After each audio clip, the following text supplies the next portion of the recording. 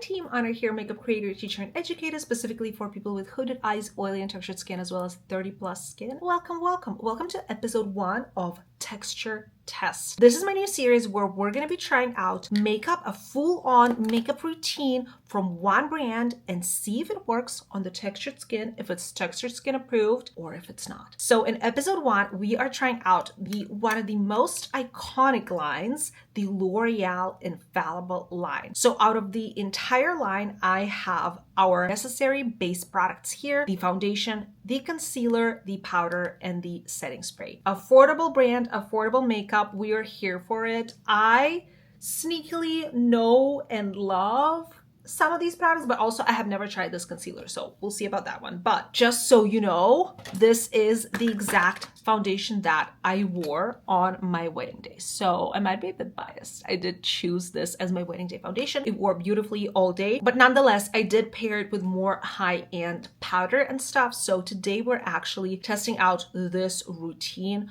on my face. Just so you know, my face is super textured and oily, acne prone as well. I have applied a pore blurring primer, just like I always do. I do not have a primer from this specific line or from L'Oreal in general, but nonetheless, I just applied a blurring primer that I love to give this routine the best chance to survive throughout the day.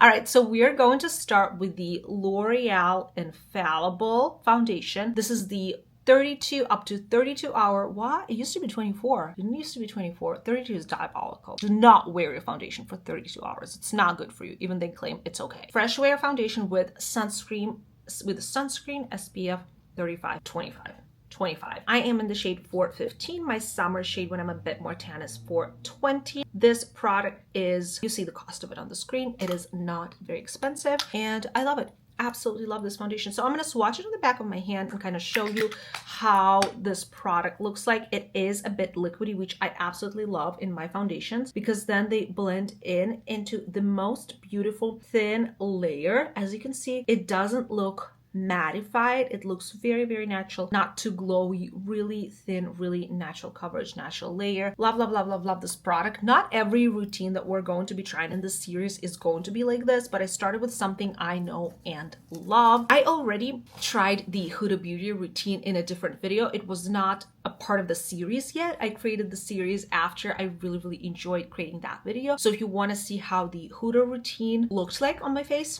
check out the description below. That one was also a lot of fun to try out. But yeah, let's get right into it. Just applying a pump over here on this side of my face, and I'm using a sponge to blend it out. It is truly the most blendable, thin, gorgeous formula that is just going to create the most natural finish with quite good, like I want to say medium coverage, if not full, like buildable. Definitely buildable. I absolutely love this finish. This is one of my favorite foundations and I am super pumped that this is what episode 1 is looking like. Like hopefully all the other products work just as good, but I do tend to trust the L'Oreal Infallible line in general, and this is what the foundation looks like. As you can see, it's super easy to blend out. This shade is really nice on me because I'm being a little bit pale these days, but yeah, you can still see my skin, a little bit of texture, a little bit of pimples, because again, I do not use any filters and it is my skin and what my skin naturally looks like. It will look a little bit better and a little bit more flawless, I want to say, when we apply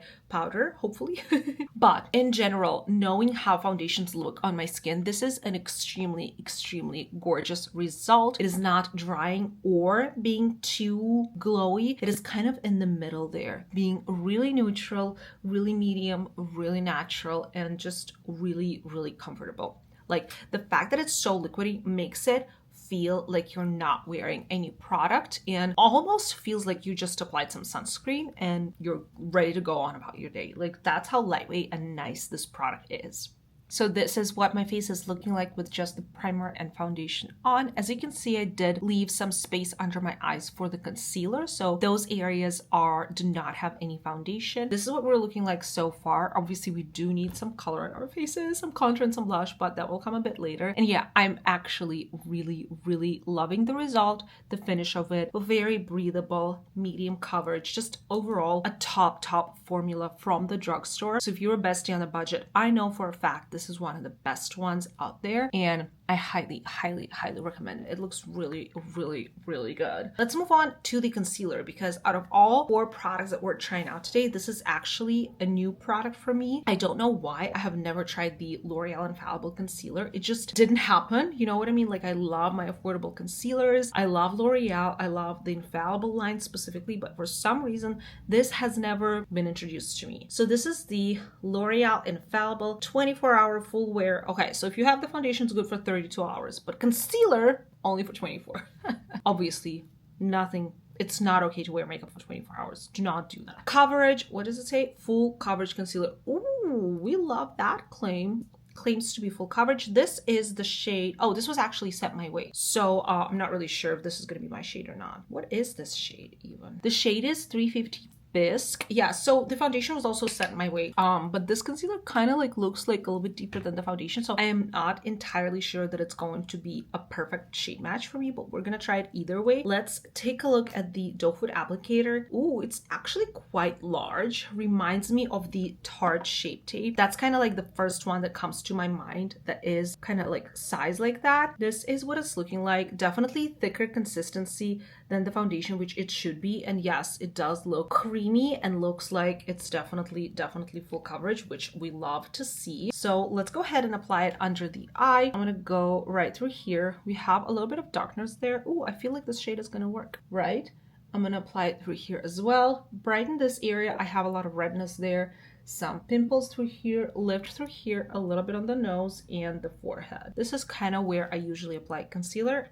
And we're just gonna try this side to compare the side without the concealer and with the concealer. Again, I'm taking my little sponge and just gonna start buffing it out. We're gonna see if this actually is good coverage. The shade is so nice, like it looks natural. A little bit through here, this area, definitely good amount of coverage. Like I don't need to reapply it in the areas where I already blended it out. It does feel a little bit less hydrating than some concealers that I know, but it does not claim to be hydrating. It claims to be full coverage, which it is. I'm gonna start carefully buffing this area out because I already have makeup on, so I need to be super careful. Wow, that was all I needed. That little bit of product and my under eye looks alive and brightened and so pretty. Ooh, I'm actually so excited. This reminds me a lot of Tarte Shape Tape because that concealer is also not the most hydrating, but at the same time, it's not drying this area out. And I always use an eye cream or like an eye product under my concealer to give me that extra level of hydration. So today I used one of my favorite products for the under eye prep, Tula Rose Glow and Get It.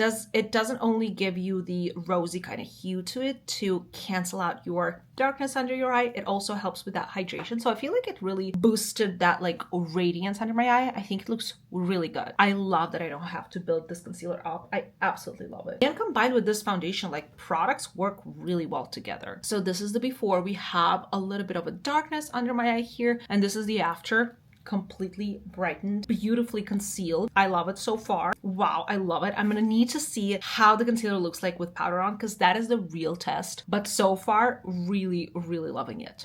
You might notice that some things changed since I last saw you. I had a genius idea to try out the new Milk pH activated jelly tint without reading the instructions first. Spoiler alert, you need a tiny bit of this product. I mean, one swipe, one tap, you're done. I didn't know that. I did 15 swipes and 15 taps and my entire cheek is red. This is already with a ton of foundation on top of it, concealer and powder. I think it's looking decent, but I wouldn't go out like this, if you know what I mean. Unfortunately, I'm not going to be refilming this whole entire thing. So we're gonna continue with the powder, even though my cheeks look crazy. So let's talk, I already have powder on this side, obviously. Let's talk the powder that we're gonna be using today. This is the L'Oreal Infallible Blurification Blurring and Brightening Loose Setting Powder. As you can see, mine is in the pink shade. I have another one that is more like on the translucent side, but I decided, you know what? I always go for a pink shade and I'm gonna go ahead and try this one. I am pretty much a powder snob. I only use Huda Beauty or Laura Mercier. I rarely ever try new loose powders, especially drugstore, just because I don't really think they can work on my textured skin, except for Maybelline. That one's outstanding. but I am excited to try this one out. So this is the pink one. As you can see, it's right here. I'm just gonna use some on the back of the cap here and grab my makeup pop. That's how I usually apply my powder. Grab some of this powder and start setting the under it first. And what I noticed is that it's really nice and blurring. It's really nice and blurring. It is less so brightening than some of the other powders that I have, but it's a nice shade. And then as I'm pressing it all over my face, it really creates that blurred and matte texture. I really enjoy that. Considering this is an affordable powder, I think it has a really nice effect. I'm pretty impressed by this. Now, it does feel a tiny bit heavier than Huda Beauty if you apply a lot. If you apply a tiny bit, then it's going to be fine. But I'm just going to say it, luxurious powders feel a little bit more lightweight. Take it or leave it, try it for yourself, but this is just my opinion. But at the same time, I really do like the way my skin is looking right now. And I feel like when we set everything in place with a setting spray, it will kind of help to marry the layers together and for it to look really good. I'm just baking on this side because everything is red because of the blush. I'm gonna bake this side as well and just do a little bit of, much better. I'm just trying to brighten some parts of my face because I look crazy. I look like Santa. My cheeks are so pink. They're so pink. I've learned my lesson though, learned my lesson. All right, so overall the powder is looking nice. It is not my favorite, but it's decent. And for the price point, it's amazing. All right, team. We're on our final step of this makeup routine. I have powder on, I have a lip on at this point. I did a little bit of powder bronzer. The blush situation seemed to be looking a little bit better. Let's set this face in place. We have, oh, that sounded really good. Let's set this face in place. We have the L'Oreal Infallible 3-second setting mist. Again, non-transfer, all of that, and we have 36 hours of wear, which you shouldn't be doing. Makeup setting spray. All right, let's try this out. It does look like a hairspray, not gonna lie. Ready? Yeah, what this reminds me of is something between a hairspray and One Size Beauty setting spray, which is one of the best setting sprays on the market because it is going to lock in and set in place. My face does feel a little bit dry and matte though, so I wouldn't say no to a more hydrating mist, but at the same time, this will make sure that the makeup stays on forever and ever, so I'll take it. Especially, I know that in about an hour of wearing this makeup, my skin is going to look more oily, but at the same time, like, I like that this is what it looks like, even though I've been filming for a couple hours. Like, this face is looking like it's going to stay on. Do you know what I mean? So overall, I do really like this setting spray, but it is a heavy duty one. Just so you know, it's not a hydrating mist. It is actually a really good long wear setting spray. All right, team, and here is the final L'Oreal Infallible makeup routine, the final look at the texture test episode 1. Here is my face close up. I do absolutely love how almost flawless this routine is looking like on me right now. It's definitely blurred, but it's definitely still looking alive. It does feel a tiny-ish bit heavier on my skin than if I just followed my regular routine, just because the powder is a little bit heavier, the setting spray is a little bit heavier, so it kind of feels a little bit more like I'm wearing makeup rather than just like a quick out the door no makeup look, which I never am a quick out the door no makeup look, but at the same time, you know what I mean. It kind of feels like I'm wearing makeup on my skin. So I feel like this routine is going to be incredible for an event makeup or like a date night makeup, so not every day, not, you know, like your daily sort of routine, unless you like this type of a makeup look. It is definitely full coverage, full makeup, you know what I mean, not like a skin tint breathable type of a makeup, but at the same time, I do really enjoy how it looks like. I do really enjoy how blurred my skin looks, how good my skin feels. The foundation is absolutely a must-have in my books. The concealer is really nice as well. As I can see, it is not creasing, which is impressing me. Now, the powder, just because I'm a powder snob, is not my absolute favorite. I feel like if I used one of my favorite luxurious powders, this look would look perfect and would be like 10 out of 10 for me. So I think that it's the powder that's throwing me off a little bit. At the same time, this routine is amazing. I would put it at 8.5 out of 10, I want to say, just because it's not completely perfect in my opinion, but I did love each individual product. Foundation is my top out of the 4 products. Concealer is the second, takes the second place, then setting spray, and then powder. So you guys, here is the routine that we've tried today. L'Oreal Infallible, this is what it's looking like. Honestly, my face is looking pretty flawless, so I don't know why I'm complaining.